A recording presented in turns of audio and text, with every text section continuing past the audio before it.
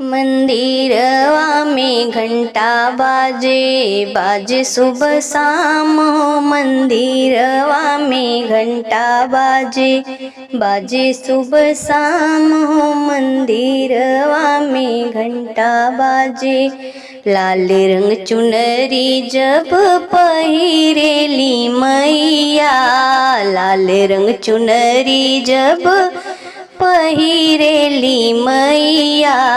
दुर्गा के रूप दैके, दुर्गा के रूप दैके, बोले जय जयकार हो। मंदिरवा में घंटा बाजे, बाजे सुबह शाम हो। मंदिरवा में घंटा बाजे, बाजे सुबह शाम हो।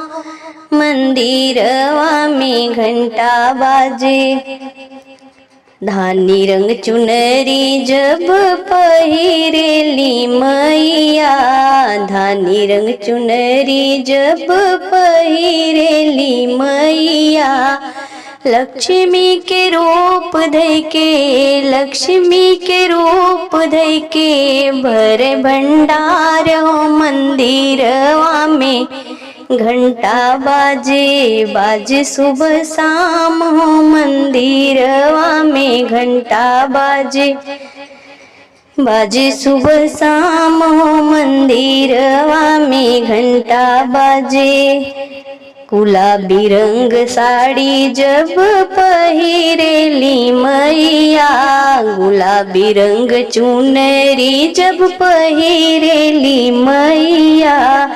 वैष्णो के रूप धैके, वैष्णो के रूप धैके, देली वरदान हो। मंदिरवा में घंटा बाजे, बाजे सुबह शाम हो। मंदिरवा में घंटा बाजे, सफेद रंग साड़ी जब पहिरेली मैया, सफेद रंग साड़ी जब पहिरेली मैया। सरस्वती के रूप धैके, सरस्वती के रूप धैके, दिली वेद ज्ञान हो। मंदिरवा में घंटा बाजे, बाजे सुबह शाम हो। मंदिरवा में घंटा बाजे, बाजे सुबह शाम हो। मंदिरवा में घंटा बाजे, काली रंग साड़ी जब पहिरली मैया, काली रंग साड़ी जब पहिरली मैया। काली माई के रूप धैके, काली माई के रूप धैके, करे संहार हो। मंदिरवा में घंटा बाजे, बाजे सुबह शाम हो। मंदिरवा में घंटा बाजे, बाजे सुबह शाम हो।